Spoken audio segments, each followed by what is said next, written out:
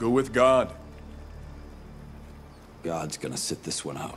Selamat datang di Watch Mojo. Hari ini kita menghitung mundur pilihan kami untuk 10 film superhero paling realistis. Does it not bug you? Like thousands of people want to be Paris Hilton and nobody wants to be Spider-Man. Di daftar ini kita akan melihat superhero yang didasarkan pada realistisnya dibanding terlihat seperti fiksi. Beberapa elemen mungkin dibuat-buat, tapi secara keseluruhan selama tidak ada kekuatan super atau alien dalam narasi, mereka akan dipertimbangkan.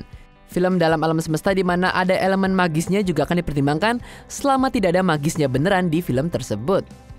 Manakah dari film-film ini yang menurut kamu paling realistis? Beritahu kami di komentar. Nomor 10, Defender. Jika kamu ingin melihat Woody Harrelson sebagai pahlawan super, maka Defender adalah film kamu. Aktor legendaris memerankan Arthur Poppington, seorang penyendiri yang menderita sindrom alkohol yang berkeliaran di jalanan sebagai main hakim sendiri. You break the law. You're a punk. When you break the law with a badge, you're a punk with a badge. I don't strike officers, punks. Different story. Dia adalah Defender, dan dia berteman dengan seorang pekerja seks bernama Angel. Dia tetap menjadi motivasi utamanya sepanjang film karena dia sangat ingin menyelamatkan dia dari polisi yang korup. Forget it, I'm not helping you. Listen, young lady. Oh, don't young lady me, buddy. I'm not telling you shit. You're a joke. I'm not a joke! Dia juga berharap untuk menemukan seorang pria misterius yang hanya dikenal sebagai Captain Industry, yang diduga bertanggung jawab atas kematian ibunya.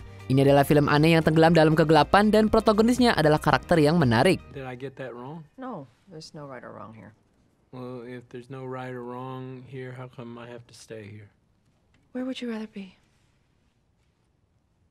Out there, fighting crime. Defender secara realistis mengeksplorasi apa yang terjadi jika orang melakukan menjadi Batman. Nomor 9, The Green Hornet. Dalam banyak hal, Green Hornet seperti Batman. Mereka tidak punya kekuatan super, hanya banyak gadget berteknologi tinggi dan keinginan untuk berbuat baik. Seth Rogen memerankan Britt Wright, seorang penerbit surat kabar yang bekerja sama dengan seorang ahli seni bela diri. Let me show you how it's done, Kato! Hello! Mereka jadi vigilante dan bertujuan untuk menghentikan gangster Rusia dari menciptakan apa yang disebut mafia super di Los Angeles. Tak ada yang sangat aneh atau terlihat fiksi di sini. I met with the Armenians earlier today. They told me if the Hornet is independent, they want to be independent too. The Armenians truly said that? And I heard rumors the Koreans are talking the same. Gadgetnya sangat berteknologi tinggi, seperti mobil yang bisa dikendarai meskipun dipotong setengah. Ya, masih make sense sih. Ditambah lagi, Britt dan Kato tidak punya kekuatan super, dan mereka mengalahkan gangster lokal, bukan ancaman yang mengakhiri dunia. Gentlemen, the reign of Bludnovsky starts tonight. Nada film yang ringan juga membantu storytellingnya. Nomor 8, Noise. Ini pada dasarnya adalah versi superhero dari Falling Down. Ini berbagi premis yang sama, dan dua protagonis juga berbagi perspektif yang sama tentang dunia modern. Tim Robbins berperan sebagai David Owen, seorang pengacara yang muak dengan kebisingan kehidupan terus-menerus. Hey, what are you doing? That's my car. Why don't you turn off the alarm? It'll stop in a minute. Ya, kebisingan beneran. Alarm mobil, pager, burung, dan kejadian umum di kota semuanya sampai pada dia. Untuk menghentikan hiruk-pikuk kehidupan, Owen menjadi The Rectifier dan melakukan tindakan vandalisme ekstrim. This self-styled rectifier is nothing but a two-bit vigilante. Ini tentu merupakan jenis superhero yang berbeda, yang tanpa kekuatan dan tujuan serta metodenya memang dipertanyakan. Tetap aja ini adalah konsep yang sangat menyenangkan, dan penonton pasti akan relate dengan Owen. Terkadang kebisingan terlalu berlebihan. You start to realize that we're dealing with a lot of encroachments on our peace of mind, and we're dealing with it simply by accepting it. Nomor 7, Iron Man. Ya, memang di dalam MCU, Iron Man dengan mudah adalah yang paling realistis dari kelompok Avenger. Tentu saja mungkin teknologi ini akan ada nantinya. For your consideration, the Jericho. Memang nggak mungkin kostum Iron Man bisa ada hari ini. Tapi di samping alat teknologi tinggi, film ini secara mengejutkan didasarkan pada realisme. Tony Stark bukanlah pahlawan super tanpa tanda kutip, tapi produsen senjata yang berhasil membuat setelan mech yang keren.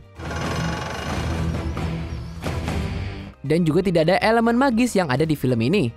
Ancaman besar bukanlah alien, tapi teroris dan produsen senjata lainnya. Sepanjang jalan mereka bertarung dengan armor, roket, dan senjata, bukan kekuatan super.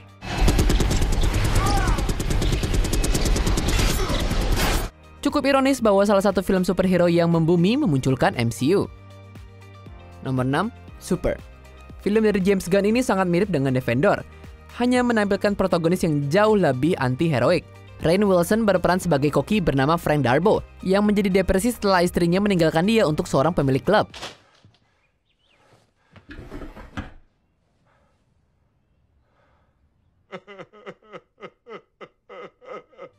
Dia kemudian mengalami visi spiritual dan menjadi Crimson Bolt, percaya bahwa Tuhan ingin dia memerangi kejahatan. Shut up, crime. Here's the Crimson Bolt. Crime. Tanpa kekuatan super apapun, dia mempersenjatai dirinya dengan kunci pipa dan mulai membagikan keadilan kepada siapapun yang menurutnya pantas mendapatkannya. Bahkan jika kejahatan yang dimaksud mungkin kejahatan ringan ya. Super adalah film anti-superhero yang mengeksplorasi dampak dari seorang pria yang benar-benar nggak berdaya yang mencoba membagikan rasa keadilannya sendiri yang menyesatkan. Maybe they deserve to get whacked. Deserve it? Yeah, I heard. But the people he's hitting, they're the real criminals. Nomor 5, Special. Banyak film serupa yang dirilis sekitar waktu ini. Semua berfokus pada pria normal dengan visi miring tentang kepentingannya sendiri dan juga kemampuannya. The most important part of a costume is what goes on the back of it.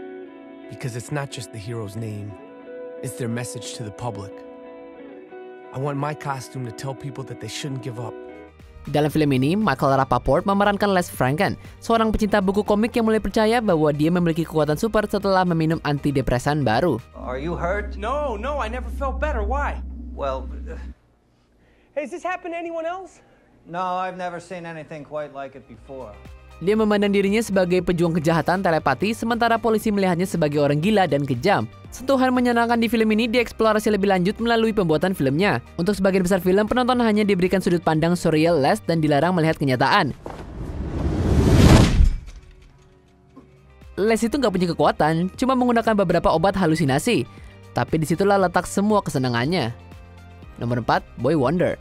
Keajaiban anak laki-laki ini adalah Sean Donovan, seorang penyendiri antisosial yang trauma dengan kematian ibunya di tangan seorang pembajak mobil. I really don't want to talk about it, Billy. No problem. Dibesarkan membenci penjahat, Sean mulai mengambil kejahatan ke tangannya sendiri dan mulai bekerja sebagai main hakim sendiri. Dia membunuh orang-orang seperti perampok dan mucikari, tapi delusinya akhirnya menguasainya dan dia akhirnya membunuh orang yang nggak bersalah. You didn't save her. You made it worse. Ini adalah film anti-superhero pamungkas. Boy Wonder tidak hanya tentang bahaya main hakim sendiri, tapi juga menghadirkan protagonis pseudo-heroik yang lebih banyak merugikan masyarakat daripada kebaikan. Somebody made the decision to end her life. Piece of shit walks around every day, going through it like it never happened. Ini adalah subversi luar biasa dari genre superhero, menggambarkan main hakim sendiri sebagai upaya yang sangat berbahaya untuk orang sekitar. Nomor 3, The Punisher. Superhero ini selalu menjadi salah satu ciptaan Marvel yang lebih unik. Frank Castle adalah orang yang sangat-sangat rusak. Untuk kembali ke Castle atas kematian putranya, Howard Saint membuat seluruh keluarganya dibantai. Dan bukan hanya istri dan anak-anaknya. Big crowd tonight, Mr. Saint. You look beautiful, Mrs. Saint. Little prick. Benar-benar seluruh keluarganya. Ini pada gilirannya memulai seluruh siklus balas dendam. Castle berusaha membalas Saint atas perbuatannya. Hanya berbekal senjata kelas militer dan keinginan untuk membalas dendam, Castle menjadi Punisher dan mulai main hakim. I used to get upset when I had a flat tire. I used to get upset when a plane was delayed. I used to get upset when the Yankees won the series. So if that's what upset means, then how do I feel now? Film ini adalah drama action yang membumi, menggunakan senjata sehari-hari di atas elemen fantasi atau fiksi ilmiah. Kekerasan juga digambarkan secara realistis dan sangat berdarah.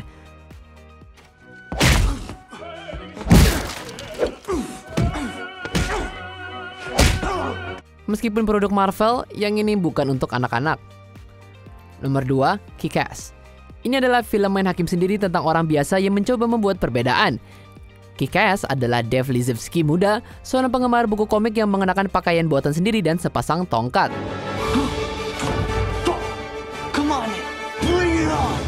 Dia bekerja sama dengan seorang mantan polisi gila yang berpakaian sebagai pahlawan tipe Batman dan putrinya yang masih kecil, yang telah dia latih untuk menjadi pembunuh yang kejam. Bersama-sama mereka bersekongkol untuk menjatuhkan bukan ancaman yang mengakhiri dunia, tapi bos mafia. Kick-Ass? One guy? Hold on, you're telling me one guy killed 8 of my men tonight? Film ini sangat berakar di dunia nyata, menggambarkan protagonisnya bukan sebagai pahlawan yang gagah berani, tapi sebagai individu culun yang sering dibully. Ini juga sangat kejam dan tidak menghindar dari kehancuran fisik dan rasa sakit yang mungkin ditimbulkan oleh pahlawan super. It's a shame. You have potential. Your call, but you know we're around if you need us. How do I get a hold of you? You just contact the mayor's office. He has a special signal that shines in the sky. It's in the shape of a giant cock. Sebelum kita lanjutkan, pastikan untuk berlangganan ke saluran kami dan tekan tombol bel untuk dapatkan notifikasi tentang video terbaru kami. Dan kamu bisa dinotifikasi di semua video kami. Jika kamu menggunakan handphone, pastikan ke pengaturan dan aktifkan notifikasi. Nomor 1, Batman. Bruce Wayne selalu menjadi salah satu pahlawan super yang lebih realistis. I don't care about that. Any of that. You don't care about your family's legacy? What I'm doing is my family's legacy. Seperti Green Hornet dan Iron Man, dia tidak membutuhkan kekuatan super yang fantastis untuk melawan kejahatan. Hanya banyak peralatan mewah. Sementara The Dark Knight menganggap serius genre superhero dengan cerita yang membumi dan tema dewasa, The Batman 2022 bisa dibilang lebih realistis. Intinya ini bukan film superhero, ini lebih seperti film noir atau cerita detektif kuno dengan elemen superhero. What are we looking for? USB port. USB.